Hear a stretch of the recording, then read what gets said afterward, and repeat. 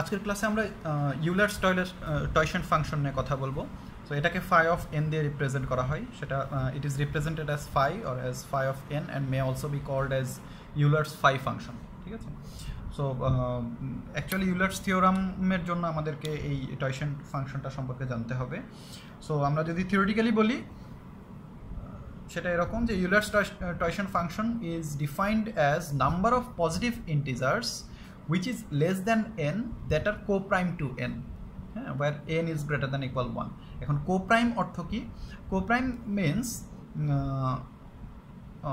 n এবং ওই specific ভ্যালুর জিসিডিটা হবে হচ্ছে 1 ছাড়া অন্য কোনো GCD means greatest common divisor 1 ছাড়া অন্য কোনো গ্রেটেস্ট কমন ডিভিজর থাকতে পারবে না। সো এখানে আমি একটা এক্সাম্পল দেখাচ্ছি, ফাই অফ 5। ওকে, 5-এর ইউলার্স টয়সন ফাংশনটা হচ্ছে 4। সেটা কিভাবে?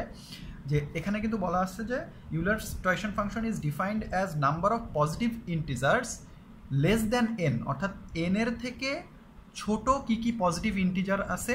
সো 5-এর থেকে ছোট পজিটিভ ইন্টিজারগুলো হচ্ছে 1 2 3 4, রাইট? সো এই 1 2 3 4-এর ভেতরে কোনগুলো 5-এর কোপ্রাইম। ওকে, 5-এর কোপ্রাইম মিনস 5 এবং ওই 5 এবং 1-এর জিসিডি যদি 1 হয়, 5 এবং 2-এর জিসিডি কত, 5 এবং 3-এর জিসিডি কত, 5 এবং 4-এর জিসিডি কত। ওকে, সো 5 অফ 5 ইকুয়াল অ্যাকচুয়ালি 4। এটার কারণটা হচ্ছে আমরা 5-এর থেকে লেস দ্যান 5-এর যে ভ্যালুগুলো, লেস দ্যান 5-এর পজিটিভ ইন্টিজার হচ্ছে 1 2 3 4। সো 5 এবং 1-এর জিসিডি 1। ওকে, সো আমরা এটা নিব। 5 এবং 2-এর গ্রেটেস্ট কমন ডিভিজর হচ্ছে 1। 5 এবং 3-এর জিসিডিও 1, 5 এবং 4-এর জিসিডিও 1। সো সবগুলোই হচ্ছে কোপ্রাইম অফ 5। 1 2 3 4 চারটাই কোপ্রাইম অফ 5। সো 5-5-এর ভ্যালুটা হচ্ছে 4। হ্যাঁ, 5 অফ 5 মানে কিন্তু এটা না, এই সেটটা না, 5 অফ 5-এর ভ্যালুটা হচ্ছে 4। এখন আরেকটা এক্সাম্পল যদি আমরা দেখি, 5 অফ 6-এর ভ্যালুটা কত, তাহলে 6-এর থেকে ছোট পজিটিভ ইন্টিজার কি কি আছে? 1 2 3 4 5, রাইট? সো আমরা এখন দেখব যে 1 এবং 6-এর জিসিডি কত। সো 1 এবং 6-এর জিসিডি হচ্ছে 1, সো আমরা 1 নিচ্ছি। 2 এবং 6-এর জিসিডি নট ইকুয়াল 1, সো আমরা 2টা নিতে পারবো না। 3 এবং 6-এর GCD not equal 1, 3 is discarded. 4 এবং 6-এর GCD not equal 1, 4 is discarded. And then 5 এবং 6-এর জিসিডি হচ্ছে 1, so we will take 5. So এখানে এই সেটে কয়টা ভ্যালু থাকতেছে? দুইটা, 1 এবং 5। সো 5 অফ 6-এর ভ্যালুটা কত? 2। তাহলে মোট কথা হচ্ছে আমাদের যে n এর ভ্যালুটা, 5 অফ n বের করতে হলে আমাদেরকে 1 টু লেস দ্যান n যে ভ্যালুগুলো আছে সবগুলোর ভেতরে এই n এর সাথে তার ছোট লেস দ্যান n এর যে ভ্যালুগুলো, সেই ভ্যালুগুলোর ভেতরে কোনগুলো কোপ্রাইম অফ n সেগুলো আমাদেরকে খুঁজে বের করতে হবে। হ্যাঁ, সো 6-এর থেকে ছোট পজিটিভ ইন্টিজার হচ্ছে 1 2 3 4 5, তার ভেতরে 1 is coprime to 6 and 5 is coprime to 6। So এই দুটোকে আমরা নিচ্ছি।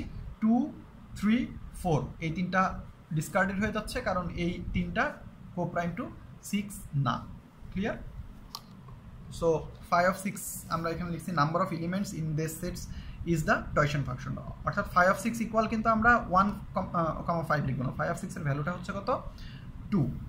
সো এখানে আমি নোটটা এখানে লিখে দিচ্ছি যে 2 integers a and b are said to be relatively prime or mutually prime or co-prime if the only positive integer that divides both of them is 1. সহজ কথায় হচ্ছে GCD of those value will need to be 1. Okay, so আচ্ছা, এখানে একটা special case আছে, যদি n এর ভ্যালুটা প্রাইম নাম্বার হয়, if n is a prime number, সেক্ষেত্রে আমাদেরকে আসলে এটা ক্যালকুলেট করার দরকার নেই। 5 অফ n এর value will always be n-1। যেমন আমি 5 অফ 5 কিন্তু একটা প্রাইম নাম্বার। হ্যাঁ, সো এটার 5 অফ 5 ইকুয়াল উইল বি 4, 5-1। হ্যাঁ, এরকম একটা অন্য কোনো প্রাইম নাম্বার যদি 5 of 7 is a prime number, so 5 of 7-এর ভ্যালু হবে হচ্ছে 6, 7-1। সো এখানে 5 অফ 5 ইকুয়াল 4, 5 অফ 23। আমরা অর্থাৎ কোনো একটা পজিটিভ ইন্টিজারের ইউলার্স টয়সন ফাংশন বের করতে হলে আমরা আগে চেক করবো এটা কোনো প্রাইম নাম্বার কিনা। যদি প্রাইম নাম্বার হয় তাহলে আসলে it is easy, so that number -1। So 5 of 23 is a prime number, so 5 of 23-এর ভ্যালুটা হবে হচ্ছে 22। Okay, so this is Euler's টয়সন ফাংশন। তো এটার একটা অপারেশন একটু আমরা দেখি যে phi of a into b equal will be phi of a into phi of b, অর্থাৎ আমরা স্প্লিট করে এটাকে মাল্টিপ্লাই করতে পারবো, but the condition is A and B should be coprime, A এবং বি কোপ্রাইম হতে হবে, অর্থাৎ এ এবং বি এর জিসিডি হতে হবে কি 1। ফর এক্সাম্পল 35, ওকে 35 আমাদের ফার্স্ট চেকিং হবে কি 35টা কোনো প্রাইম নাম্বার কিনা, যদি প্রাইম নাম্বার হতো তাহলে তো n-1 করে দিতাম, but it is not a prime number. Okay, so 35কে আমরা 7 × 5 করতে পারি।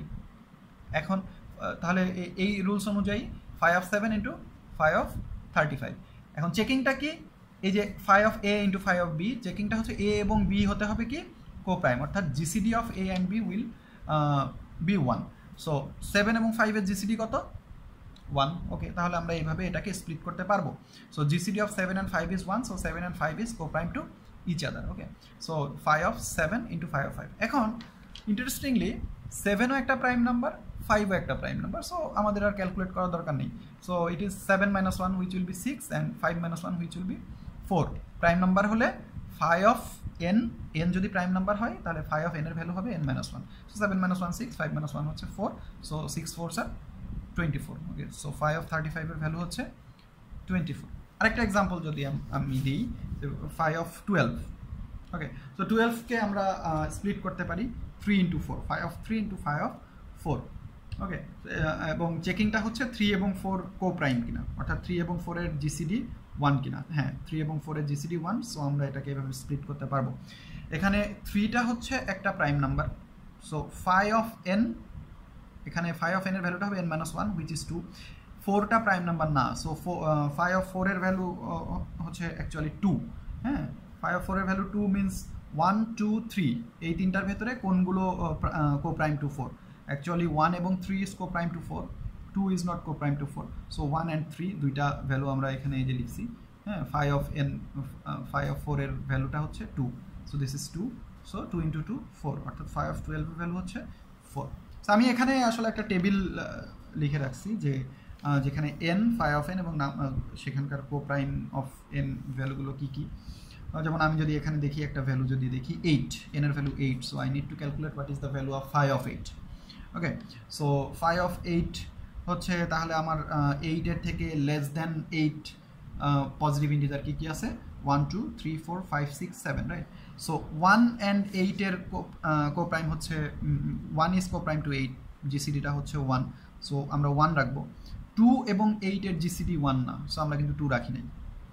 3 এবং 8 এর জিসিডি হচ্ছে 1, সো আমরা 3টা রাখছি। 4 এবং 8 এর জিসিডি নট 1, 4 এবং 8 এর জিসিডিটা যেহেতু 1 না, আমরা 4টা বাদ। 5 এবং 8 এর জিসিডি 1, ওকে। 6 8 এর জিসিডি 1 যেহেতু না, বাদ। 7 এবং 8 এর জিসিডি হচ্ছে 1, সো আমরা 8 এর কোপ্রাইম ভ্যালু কী পেলাম 1 3 5 7, টোটাল কত 4টা। সো 5 of 8 এর ভ্যালুটা হবে কত 4, ঠিক আছে।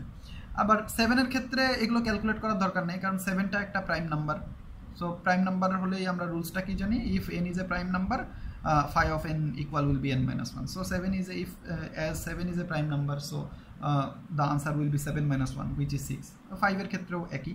So this is all about Euler's Torsion function. আমরা নেক্সট ক্লাসে Euler's theorem নিয়ে ডিসকাস করব, যেখানে আসলে আমাদেরকে এই Euler's Torsion ফাংশনটা আসলে কাজে লাগবে। ওকে, থ্যাংক ইউ।